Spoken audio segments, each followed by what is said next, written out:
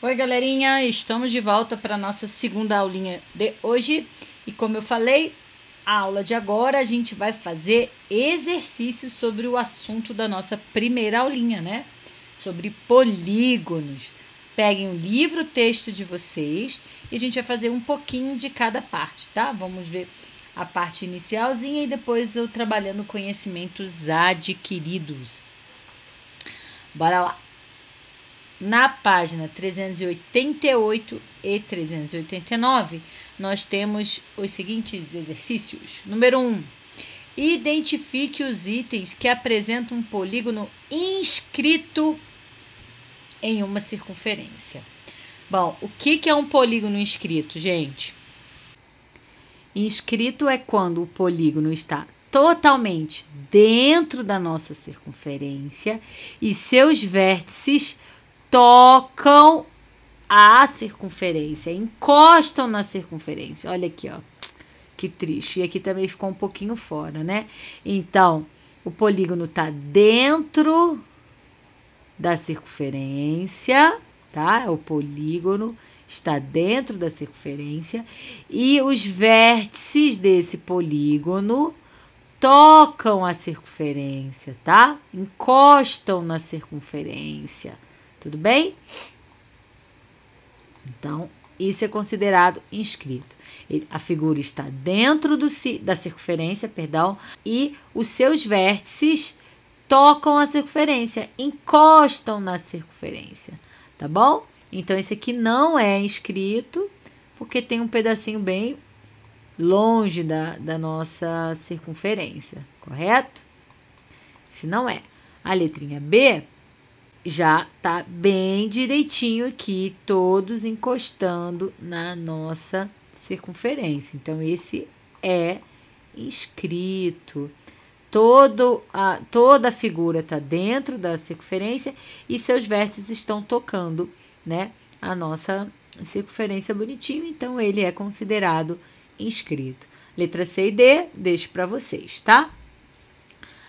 Número 2, identifique os itens que apresentam um polígono circunscrito à circunferência. Agora é circunscrito, é o contrário, né? Aqui o polígono está dentro da circunferência, já no circunscrito o polígono está fora da circunferência, tá bom? Fora da nossa circunferência, totalmente. Podemos dizer que a circunferência é que está dentro do polígono, a circunferência é que está inscrita dentro do polígono, tá? E agora não é mais o vértice, são os lados, ó, os lados que encostam na circunferência, tá? Os lados encostam ou tocam ou tangem, né? Tem várias palavras aí pra gente usar. A nossa circunferência, correto? Então, aqui ele é circunscrito. Tá certinho a letra A.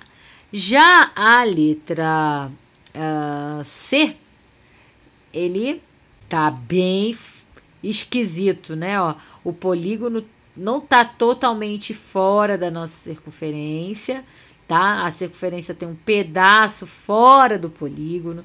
Nossa, esse pedaço aqui, né, totalmente errado, então esse aqui não é circunscrito, tá bom? Também deixo os outros dois para vocês, certo? Moleza verificar se está inscrito ou não, né? Então, aqui, se tocar direitinho a circunferência e estiver toda dentro da circunferência, é inscrito. E se o polígono estiver todo fora e com os lados que tocam a circunferência ou tangem, ele é circunscrito. Fácil de identificar, né, galera? Continuando, número 3. Sabendo que O é o centro das circunferências, determine o valor de x na figura. Bom, a gente pode perceber nesse exercício que é um triângulo ABC. Então, a gente tem um triângulo ABC e ele está inscrito na nossa circunferência, correto? Se ele está inscrito, nós temos uma propriedade, a primeira propriedade, que é a propriedade do triângulo inscrito na circunferência, que é também a matéria passada, né? Que a gente tirava uma relação métrica. Mas o que ele diz? Que quando o triângulo está inscrito na circunferência e um dos lados, né? Que no caso aqui, BC é o diâmetro, significa que esse triângulo é um triângulo retângulo. Se é um triângulo retângulo, a gente pode usar o teorema de Pitágoras. Todo triângulo retângulo pode ser usado o teorema de Pitágoras, correto? Assim como as relações métricas, né? Então, olha lá. Aqui é também 2 raiz de 34, porque também é raio, né? É o mesmo tamaninho desse e esse. Aonde está meu ângulo de 90 graus? Oposto ao diâmetro, porque o diâmetro é a maior corda, ou seja, o maior lado do nosso triângulo. Então, quem está oposto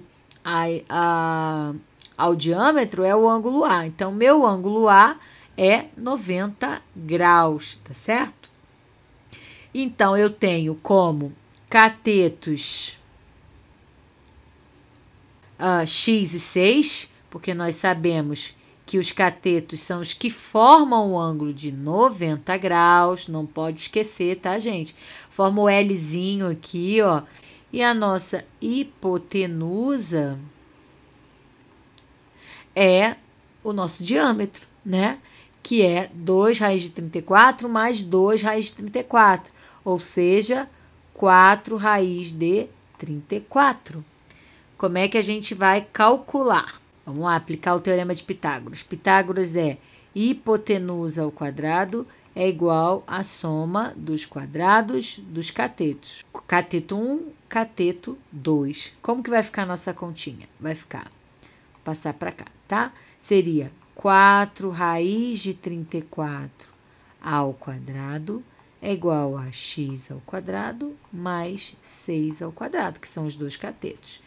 Fazendo essa continha ao quadrado, é 4 ao quadrado, que é 16, vezes 34, porque raiz de 34 ao quadrado é o próprio 34. X ao quadrado mais 36. 16 vezes 34 é 544, menos 36 igual a x ao quadrado. Logo, o nosso x é raiz de 508. Fazendo continha, 254, 127, dá um número, fatorando não dá muito não, porque ó, 2 dividindo por 2 dá 254, por 2 dá 127, e se eu não me engano, 127 é primo.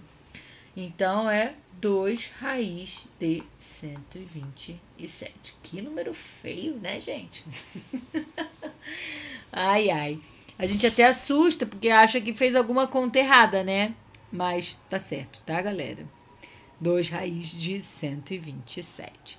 Então, lembrar que toda vez que o triângulo for inscrito na circunferência e um dos seus lados é o diâmetro, com certeza ele é retângulo e a gente pode aplicar teorema de Pitágoras.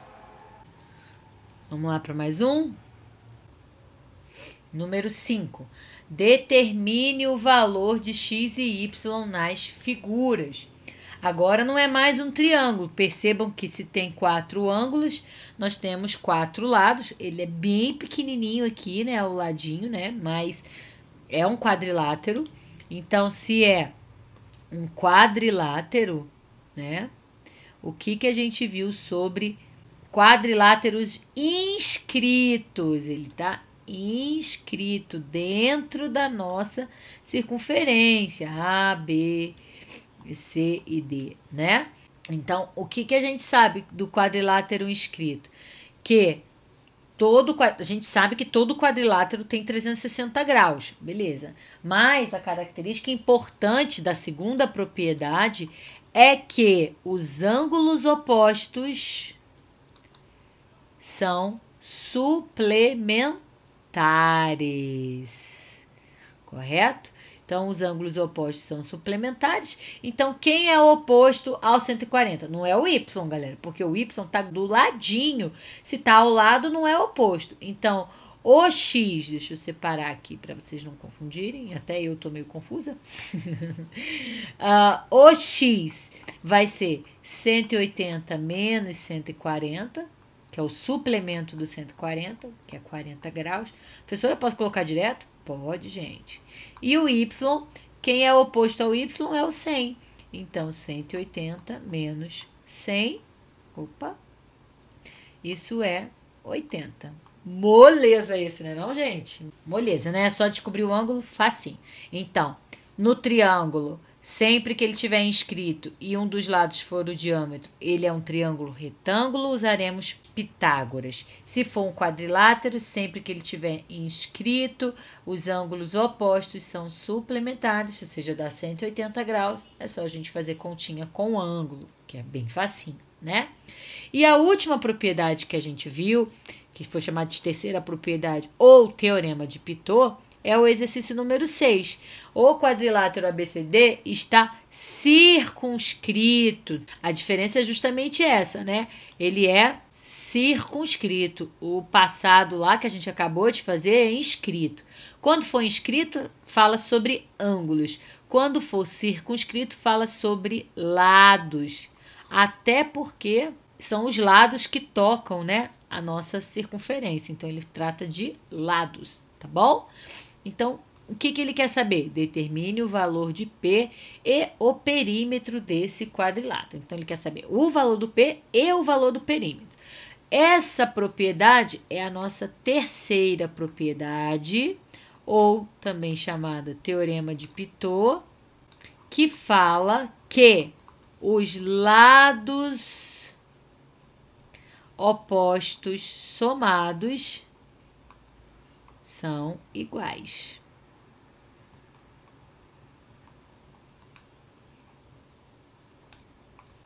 Certo? Então, eu vou somar o lado oposto, ó. Eu vou somar AD, que é este lado aqui. Quem está oposto a ele? BC. AD mais BC é igual aos outros dois lados, que é AB mais CD, correto? Então, é só a gente substituir. Quem é AD? 2P. Mais BC, P. AB é P mais 1 e CD é P mais 3. Então, ficou 3P é igual a 2P mais 4. Passa para lá, olha que moleza. P igual a 4. Descobri o valor de P. Sabendo cada uma das propriedades, fica facinho, né, gente? Então, a terceira propriedade, só dizer que os lados opostos somados são iguaizinhos. Lá era os ângulos opostos são suplementares, certo? Bom, mas não acabou porque ele quer o perímetro. Ele quer também o perímetro. Cuidado para não esquecer, tá, gente? Vamos lá, o que é perímetro? É a soma de todos os lados. Então, se o meu P é 4, aqui vai ficar 8. Então, vou botar 8. Mais, se o meu P é 4, esse vai ser 5. 5. Esse vai ser 4. E o último vai ser 4 mais 3, que é 7. Então, somando tudo, dá 24. Pronto, achei quem é o meu perímetro. Beleza, acabamos os iniciais aí, mais simples. Vamos lá agora para a página 406, que fala sobre um trapézio, né? Vamos lá ver o que é aqui. Aqui é um quadrilátero circunscrito, né? Então, com certeza, a soma dos lados opostos serão iguais, né? Porque, ó, tá tocando direitinho, é um quadrilátero, então tá de boa. Mas vamos lá ver o que ele fala. Qual é a medida do diâmetro de um círculo inscrito em um trapézio isósceles cujas bases menor e maior medem 4 e 9? Então, a gente sabe que a base do trapézio menor é essa, 4, e essa é 9. Ele diz que o trapézio é isósceles. Se ele é isósceles, este lado é exatamente igual a este lado, que é x e x. Pelo Teorema de Pitot. Teorema de Pitot.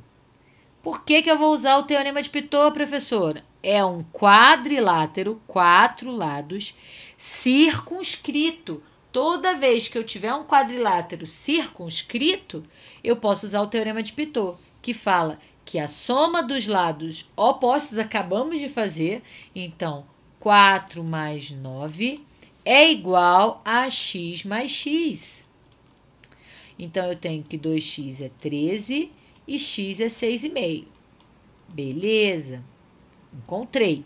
Mas não é isso que ele quer, professora. Não, não é. Ele quer o diâmetro da circunferência. Bom, o diâmetro eu vou traçar em pezinho. Por que eu vou traçar em pé? Olha só. O diâmetro passa pelo centro e vai de uma ponta à outra da nossa circunferência, né? Isso aqui é o nosso diâmetro. Tudo isso é o D. Só que isso aqui a gente vai utilizar agora, não mais da regra de Pitot. Nós iremos utilizar do que a gente já aprendeu sobre Teorema de Pitágoras e o uso do teorema em outras figuras, não apenas num triângulo, né? Por quê? Porque quando eu puxo esse diâmetro, que é como se fosse a altura do meu trapézio, aqui para o cantinho, para os dois vértices aqui, ó. Estão lembrados desse desenho que a gente já fez? Forma um triângulo retângulo aqui, onde aqui a gente acabou de descobrir que é 6,5. Aqui, ó, gente, também é, tá certo? Aqui, se esse é 4, aqui também é 4, falta 5, 2,5 para cada lado, certo? Então, aqui, esse pedacinho é 4, que é igualzinho lá em cima. Aí, falta 5 para completar 9. Como ele é isósceles, eu divido em duas partes iguais, 2,5, 2,5. Então, esse é o meu tamanho D.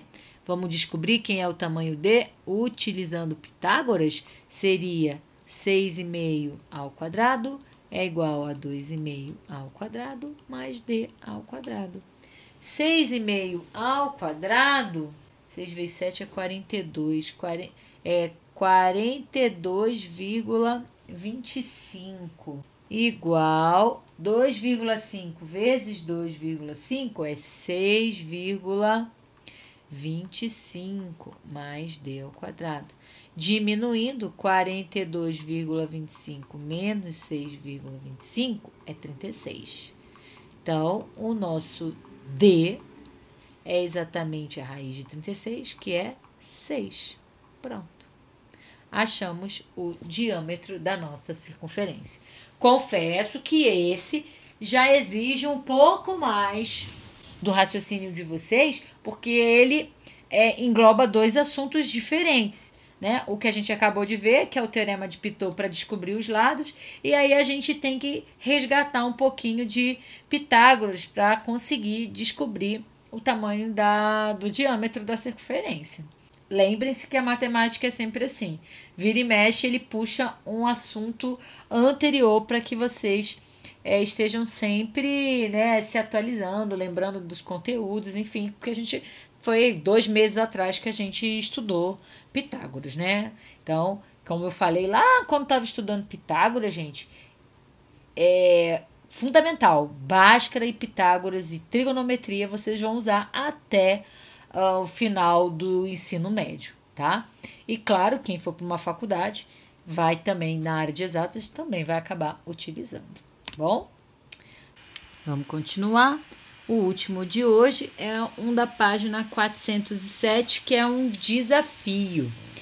Eu sempre gosto de pegar esses desafios, né? Porque eles nem são assim tão difíceis, né? Só a gente pensar com calma. O último que a gente fez do relógio era muito tranquilo, né? Na segunda-feira. Mas vamos lá. O quadrilátero convexo MNPq é inscritível em um círculo de diâmetro MP. Bom, então, eu tenho o diâmetro MP e ele é inscritível, ou seja, ele está inscrito em um círculo, beleza? O que a gente consegue já saber com essa primeira informação de ele ser inscritível? Bom, se ele é inscritível, né, nós sabemos que os ângulos opostos são suplementares, correto? Que é a nossa segunda propriedade. E ele fala também sobre o MP ser um diâmetro. Quando eu traço o diâmetro, ou quando eu tracei aqui para vocês, percebam que ele transformou o nosso quadrilátero em 2 triângulos, também inscritos na circunferência. Se isso é o diâmetro, onde aqui é o nosso centrinho, né? Nós temos 2 triângulos inscritos. Se eu tenho 2 triângulos inscritos e um dos lados é o diâmetro da nossa circunferência, com certeza o ângulo oposto a esse lado é de 90 graus, né? Então, nós temos 2 triângulos retângulos, ok? O lado MN e MQ tem a mesma medida L. Então, esse lado mede L e esse lado também mede L, ok? Na verdade, este lado também será igual a este outro lado. Por quê? Porque, olha só, ele já tem um lado comum, tem um outro lado comum, né? Então, com certeza, o terceiro lado também será, tá? Então, seria LLL. Principalmente porque ele é retângulo, né? Então, eles são triângulos congruentes. Beleza.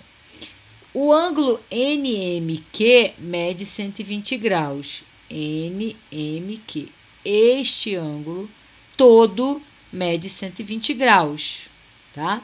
Só que como eu tracei o diâmetro e dividi em 2 partes iguais a nossa figura, os triângulos são congruentes, então cada lado mede 60 graus.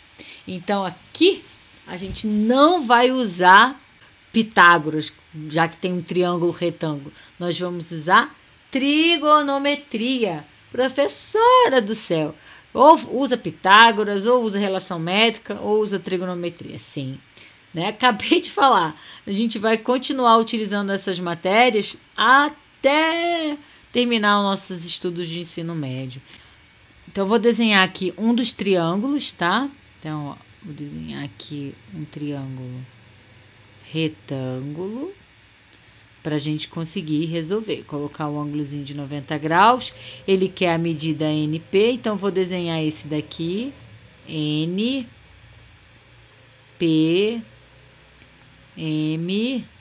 Aqui é o nosso L e aqui é 60 graus. Ele quer saber quem é esse tamanho aqui, ó. NP, vou chamar de X.